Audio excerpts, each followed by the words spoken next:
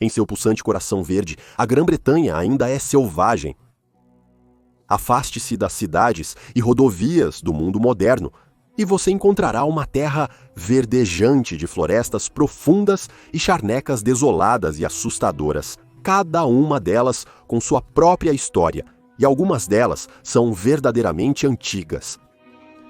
Antes do que nós, como humanos modernos, nos referiríamos como civilização chegar às Ilhas Britânicas, os antigos povos da Inglaterra, Escócia e País de Gales viviam da terra em assentamentos básicos. Este era um mundo de pedras em pé, fortalezas em colinas, rituais e mitos. Mas a partir dos artefatos que essas pessoas deixaram para trás, podemos começar a desvendar suas vidas e segredos. Os antigos povos da Grã-Bretanha já dominaram nossa paisagem.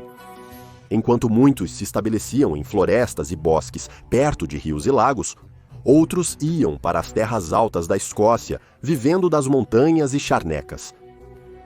Outros foram para pântanos e áreas úmidas, suas atividades de coleta e caça compensadas pelos estranhos e estrondosos chamados das aves bitterns, outrora abundantes na Inglaterra. Os humanos prosperavam em cavernas, em penhascos, à beira-mar e profundamente dentro dos vales, enquanto construíam suas tribos e assentamentos desde o início, desenvolvendo as tecnologias básicas que damos como certas na era moderna. A Grã-Bretanha tribal chegou a um fim gradual com a chegada dos primeiros romanos nas ilhas, entre 43 e 47 d.C., elevando-os da pré-história e lançando-os no que chamamos formalmente de história, com a introdução da escrita e da civilização. Hoje, vamos contar as histórias de algumas das tribos que viveram, cresceram e eventualmente pereceram na Grã-Bretanha pré-romana. Histórias que nos levam de volta a quando nossas ilhas eram muito diferentes. Vamos nos concentrar principalmente nas tribos que viviam em toda a Britânia, Câmbria e Caledônia, os nomes romanos para Inglaterra, País de Gales e Escócia, respectivamente. É importante, no entanto, notar que os romanos nunca foram particularmente bem-sucedidos na conquista da Escócia e não chegaram muito longe no que é agora o País de Gales. Junte-se a nós enquanto voltamos no tempo até a Idade do Ferro, para conhecer as antigas tribos que povoavam a Grã-Bretanha antes da chegada dos romanos. Uma das tribos mais difundidas na antiga Europa eram os brigantes, um grupo de pessoas que vivia no norte e nordeste da Inglaterra antes e durante a invasão romana na Grã-Bretanha. O território deles era um dos maiores vistos na antiga Grã-Bretanha e se estendia do que é agora Yorkshire até os condados mais ao norte de Northumberland e Durham, com segmentos de Lancashire também sob seu domínio. Essas pessoas viviam dentro dos Peninos, uma cadeia de terras altas dominadas principalmente por charnecas, vales e íngremes, Brock Faces. É desconhecido como eles chegaram ao poder ou quanto tempo estiveram por aí antes dos romanos chegarem, mas acredita-se que eles foram uma impressionante força militar. Sabe-se que eles entraram em uma aliança instável com os romanos e o rei e a rainha dos brigantes, Venútius e Cartamanduá, aconselharam os romanos contra a conquista do País de Gales em 47 d.C. O rei e a rainha mais tarde se separaram, e Venútius se voltou contra Cartamanduá e os romanos, aos quais ela permaneceu leal. Venútius foi rapidamente derrotado em sua primeira tentativa, mas conseguiu retomar seu reino em 69 d.C., quando o controle romano da Grã-Bretanha se tornou mais instável. Entre as cidades e vilas dos brigantes estavam os assentamentos que agora são conhecidos como York, Ilkley, Aldborough, Catterick, Binchester e Alston, entre outros. Eles eram limitados por tribos que podem ter sido subseções dos brigantes, sendo estas os Carvetti, centrados em Carlisle, os Textoverdi, em Lancashire, e os Lopokers nas áreas mais amplas de Northumberland. Talvez a tribo mais conhecida que habitou a Britânia foram os Iceni, que viviam no que é agora Norfolk, à medida que viajamos para o sul a partir das terras dos brigantes. Quando foram dominados pelos romanos, seu povo se tornou mais inquieto com o tempo, com a dura influência romana em sua cultura e modo de vida. O rei Prasutagus, dos Iceni, conseguiu liderar seu povo à independência em uma revolta a partir de 47 d.C., até sua morte em 60 d.C., após o que os romanos conseguiram aproveitar a vulnerabilidade do reino e reforçar seu domínio. A esposa do falecido rei, Boudica, assumiu as rédeas onde seu marido havia parado, lançando uma enorme revolta que entraria para a história. As forças de Boudica representaram uma séria ameaça ao controle romano, pois ela invadiu e queimou várias cidades importantes, assentamentos que agora são referidos como St. Albans, Colchester e até a poderosa cidade de Londres, desviando os romanos do curso e deixando-os com uma ferida grave. As coisas estavam melhorando para Isani Liberty até a Batalha de Watling Street, em um local desconhecido no centro-sul da Inglaterra. Armados com espadas e escudos ovais altos, mas sem armadura, os homens de Boudica correram contra o exército romano, que se posicionou em uma passagem estreita entre as colinas. Boudica tinha mais homens que os romanos, mas não adiantou. Seu formato em cunha e armas e armaduras superiores permitiram uma vitória rápida. Enquanto 80.000 britânicos perderam suas vidas naquele dia, apenas 400 romanos foram mortos. É desconhecido como Boudica morreu, mas ela não durou muito tempo após sua derrota. Algumas fontes afirmam que ela se envenenou para evitar a captura, enquanto outras afirmam que ela morreu de doença natural. O sul da Inglaterra era povoado por uma variedade de comunidades agrícolas, algumas das quais rapidamente caíram para os romanos quando seus esforços militares se mostraram infrutíferos. Uma dessas tribos era a Dobuni, que vivia nas regiões do que hoje é Gloucestershire, Somerset, Herefordshire, Warwickshire e Wiltshire. Suas comunidades eram pequenas e eles não eram um poder particularmente militarista, preferindo avanços tecnológicos na agricultura e adotando rapidamente as leis e modos de vida romanos quando eles assumiram o controle. Ao sudeste da Inglaterra viviam as tribos Belgic, pessoas como os Cantiagi, Belgae, Trinovantes e os Catuvolauni. Essas pessoas existiam não apenas na Inglaterra, mas do outro lado do Canal da Mancha, se estendendo por áreas que um dia se tornariam partes da França, Bélgica, Alemanha e mais.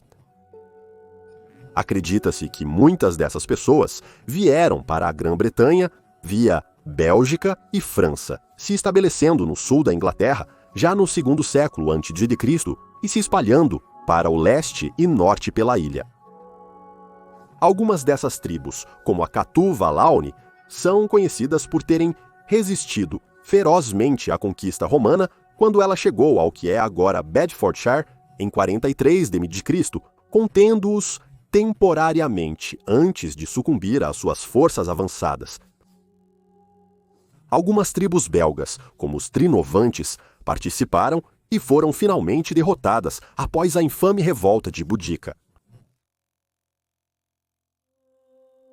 Embora tenhamos usado o termo Câmbria para separar o país de Gales da Inglaterra neste vídeo, é importante notar que por volta da mesma época em que os romanos invadiram, o país de Gales ainda era referido como Britânia, incluído com a Inglaterra. Uma das tribos mais proeminentes da antiga Gales eram os Silures, que viviam em todo o sudoeste da região em fortalezas, nas colinas e pequenas comunidades agrícolas. Acreditava-se que eram uma grande confederação de tribos menores, em vez de um grupo individual de povos, e foram, na verdade, um dos poucos grupos de povos galeses antigos que foram conquistados pelos romanos. Há visões conflitantes sobre como isso aconteceu, enquanto alguns afirmam que os silures foram derrotados pelo general romano Sextus Julius Frontinus em sua campanha de 78 d.C., outros afirmam que eles eventualmente se acostumaram com a presença romana na região e foram assimilados pacificamente ao império. O último parece ser o resultado mais confiável dos dois. Uma tribo galesa, que certamente resistiu violentamente aos romanos, foram os Ordóvicos, que viviam do outro lado da região dos Silures, em direção à costa noroeste do país de Gales. Após várias tentativas de reivindicar a terra dos Ordovicos como sua, os romanos finalmente conseguiram acabar com a rebelião em 50 d.C. na sangrenta batalha de Caer Coradoc. Eles foram liderados por um rei conhecido como Caractacus, que antes da invasão romana passou muito tempo expandindo as fronteiras de sua tribo e ganhou vastas quantidades de novo território para os Ordóvicos. Ele estava bem preparado para uma invasão, mas no final não conseguiu resistir à organização impecável e ao treinamento dos exércitos romanos. Após quase 10 anos de violenta guerra de guerrilha contra as legiões, seus exércitos caíram em Caer Coradoc e a rainha dos brigantes, Cartamândua, ainda aliada aos romanos, entregou-o quando ele fugiu para o norte da Inglaterra. Inicialmente condenado à morte, ele supostamente era carismático o suficiente para persuadir o imperador romano Cláudio a poupar sua vida. Não se sabe o que aconteceu com ele depois disso. Devido ao fato de que a Caledônia, a terra montanhosa do que um dia se tornaria a Escócia, nunca foi conquistada pelas forças romanas, na verdade, sabemos surpreendentemente pouco sobre eles. Enquanto ingleses e galeses lutavam contra os romanos em suas planícies e vales, os antigos escoceses estavam relativamente seguros. Eles não estavam apenas fisicamente mais distantes da direção em que os romanos estavam atacando, mas suas terras eram compostas por uma infinidade de barreiras naturais. Montanhas, penhascos, pântanos, colinas e florestas não são terrenos fáceis para lutar batalhas, e a resistência dos povos nativos da Escócia foi muito mais feroz do que os romanos esperavam quando chegaram pela primeira vez. Além disso, em comparação com a Inglaterra e o país de Gales, os romanos não achavam que havia dinheiro suficiente para ser feito na Escócia para justificar as dificuldades de conquistá-la. Quando chegaram à Escócia, os romanos estavam longe de casa e os recursos começavam a escassear à medida que mais e mais dinheiro era enviado de Roma para financiar as conquistas na Grã-Bretanha. Conquistar a Escócia era tão indesejável para os romanos quanto era difícil. Depois que os romanos dominaram a Grã-Bretanha, construíram 2 muralhas para manter as tribos caledônias afastadas de seus territórios. A Muralha de Antonino, do Firth of Forth ao Firth of Clyde, e a Muralha de Adriano, que se estende da costa leste do norte da Inglaterra até a costa. Dito tudo isso, várias tribos escocesas foram mencionadas em textos romanos, mesmo que brevemente, durante o tempo em que as conquistas estavam ocorrendo. Muitas dessas tribos são mencionadas apenas uma vez na Geográfica de Ptolomeu, que lista vários dos grupos de povos da antiga Escócia e onde eles viviam. A partir da escrita, podemos discernir que a Escócia era povoada pelos Caerene e os Ismereti em Sutherland, os Carnonicae em Roshire, os Creones perto das ilhas de Mull e Skye, os Epidae na ilha de Isla, os Lughi nas costas de Moray Firth, os Selgovi em Dumfriesshire, os Venicones em Monifeth e os Carnovi em Caithness, bem na ponta mais ao norte da Escócia. Os povos da antiga Escócia são comumente chamados pelos romanos de Pictos ou Celtas. Os Pictos foram descritos pelos romanos como um povo que pintava ou tatuava seus corpos com padrões e símbolos complexos em espiral. Como muitas das tribos britânicas do mundo antigo, eles eram conhecidos por construir círculos de pedra ou megalitos, normalmente locais de significado espiritual e prática ritual. Eles esculpiam essas pedras com os mesmos padrões únicos de suas tatuagens e pinturas corporais, e muitas dessas esculturas ainda podem ser vistas gravadas nas rochas antigas até hoje. Embora ainda haja muito a aprender sobre as antigas tribos da Grã-Bretanha, ainda existem chances de descobrir informações em sítios arqueológicos que estão continuamente em andamento no Reino Unido. Tão recentemente quanto janeiro de 2024, arqueólogos trabalhando na autoestrada A417, perto da cidade de Cheltenham, conseguiram descobrir um local de sepultamento da Idade do Ferro, adornado com crânios e ossos de animais, com instalações para artesanato e metalurgia. Esqueletos colocados cerimonialmente foram descobertos aqui, em posições agachadas, que, quando estudados em mais detalhes, poderiam nos ensinar muito mais sobre como essas pessoas viviam antes dos romanos atravessarem o canal para conquistar suas terras. Embora os romanos possam nos ensinar muito sobre suas visões e as conquistas militares do povo da Grã-Bretanha, muitos mais segredos permanecem escondidos na terra para os humanos modernos verem por si mesmos.